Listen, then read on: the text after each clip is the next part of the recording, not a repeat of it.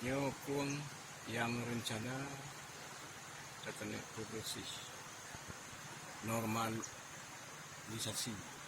kuang sampai nyo yang rencana insyaallah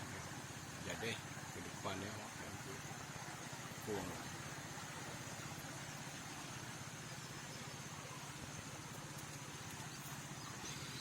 yang dalam belang masyarakat nggak belang ke habis mau belum ya belang